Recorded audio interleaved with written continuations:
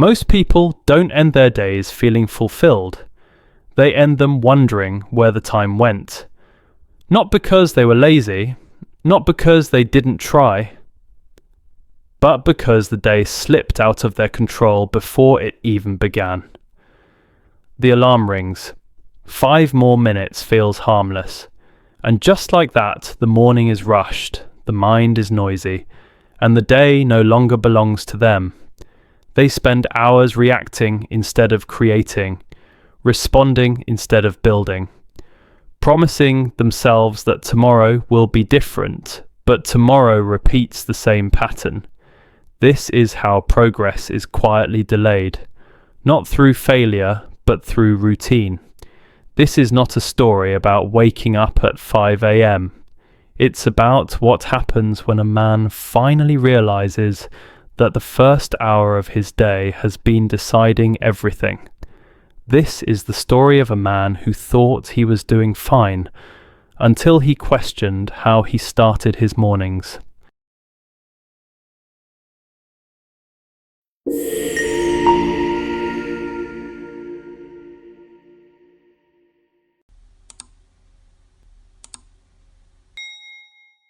His name was Daniel. Daniel worked a regular job at a mid-sized company, nothing glamorous, nothing's terrible.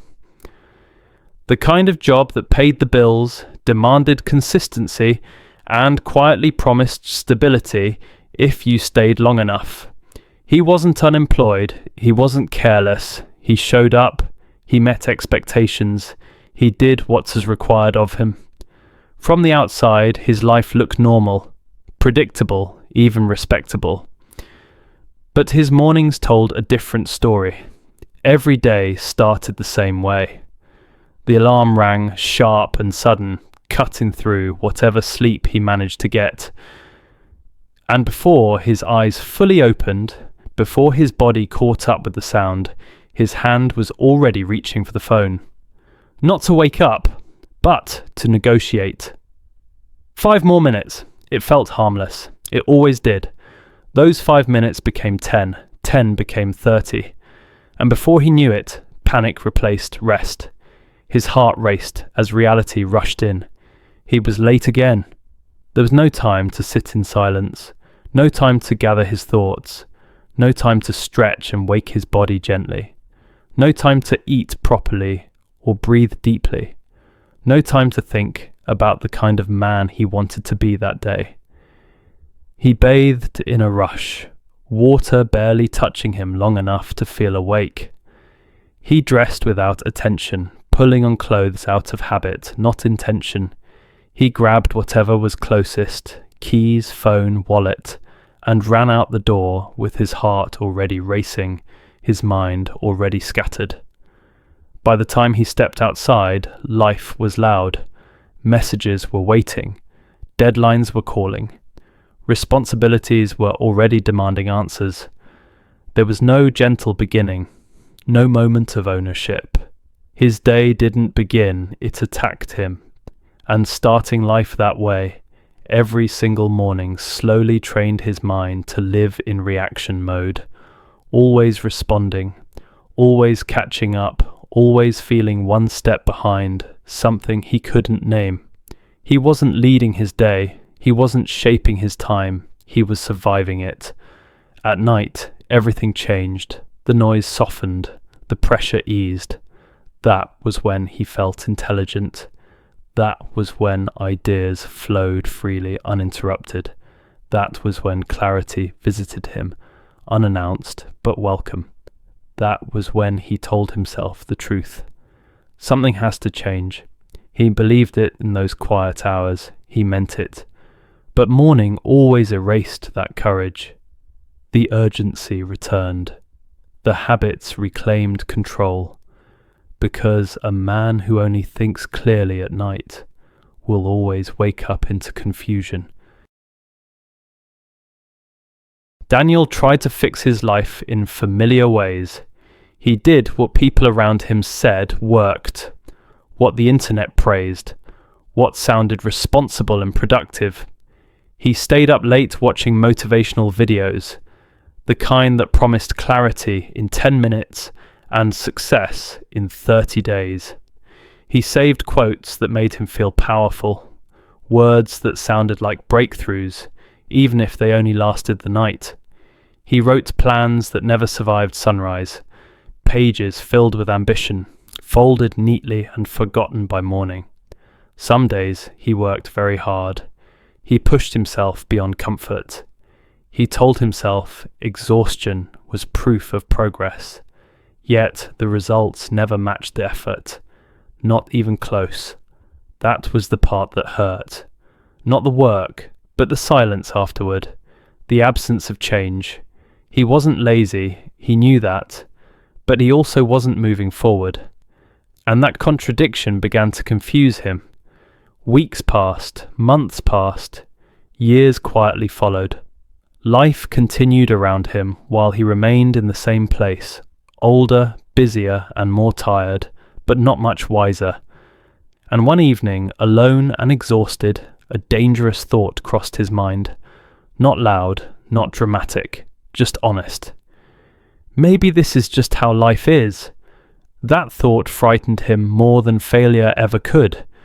Because failure suggests an ending, but acceptance promises a lifetime of quiet regret. So he asked himself a question he had been avoiding for years, a question with no comfort built into it. When exactly do I work on myself? Not for survival, not for money, not for obligation, but for growth, for the version of himself he kept postponing. There was no answer. Because every day, the best part of him woke up too late, tired, rushed, and already defeated. Already reacting. Already spending his energy on what demanded him, not on what defined him. And effort, when done in chaos, rarely produces growth. The idea of waking up early wasn't new to Daniel. It had crossed his mind many times before. Usually late at night, usually after a long day. He had dismissed it many times. "I'm not a morning person," a sentence he had repeated so often it sounded like truth. "I work better at night," a belief that felt comforting, even if it kept postponing change. "I'll start when things calm down," a promise that never asked when calm would arrive. But one night something shifted. Not in a dramatic way, not with excitement or energy. He wasn't inspired, he wasn't motivated, he was simply tired of repeating himself, tired of hearing the same promises leave his mouth and go nowhere. So he made a small decision, not a dramatic one. No declarations, no long-term plans. "I'll wake up early tomorrow, not to change my life, just to try." The alarm rang while the world was still asleep. The sound felt unfamiliar at that hour, almost intrusive. Darkness still filled the room. His body resisted. Heavy, uncooperative. His mind argued, listing reasons, offering compromises. Everything in him begged for comfort. But he stood up anyway, slowly, uncertainly. The house was quiet, not the quiet of loneliness, but the quiet of possibility. The streets were still. No engines, no footsteps, no urgency. No one needed anything from him yet. For the first time in years, the day wasn't demanding, it was waiting. He sat down, no phone, no noise, just him and the unfamiliar space of an unclaimed morning. He thought, not anxiously but clearly. He planned, not excessively but honestly. He worked slowly, deliberately, without pressure. That single hour felt longer than most of his days, not because of the time, but because of the clarity. And in that silence he realized something important. Discipline doesn't shout, it doesn't threaten or excite. It whispers and waits to see who is willing to listen. Daniel didn't become consistent overnight. There were mornings he woke up strong and focused, and others where the weight of the bed pulled him back. Some mornings he failed, He turned off the alarm and stayed still. Some mornings he gave up and went back to sleep, not out of rebellion, but out of fatigue. But something had changed. Even on the mornings he failed, he noticed the difference. Failure no longer felt normal. He had tasted control. And once a person experiences control over their own mind, chaos becomes uncomfortable. He started noticing patterns, not all at once, not dramatically, just quietly. On mornings he woke early, his thoughts were calmer. They arrived in order instead of colliding. His decisions were sharper, less emotional, less rushed. His confidence felt steady, not loud or aggressive, just grounded. On mornings he didn't, everything felt rushed again. The familiar tension returned. The sense of being pulled instead of leading crept back in. It became clear. Waking early wasn't making him successful. There were no instant rewards, no sudden breakthroughs. It was making him intentional. It gave him space to choose his response instead of reacting out of habit, to move with awareness instead of urgency. He stopped obsessing over the exact time. The clock became less important than the purpose. Some days it was 5 a.m., some days it wasn't. But one rule remained constant, a rule he protected carefully. He had to wake up before the world invaded his mind, before voices, demands, and distractions claimed his attention.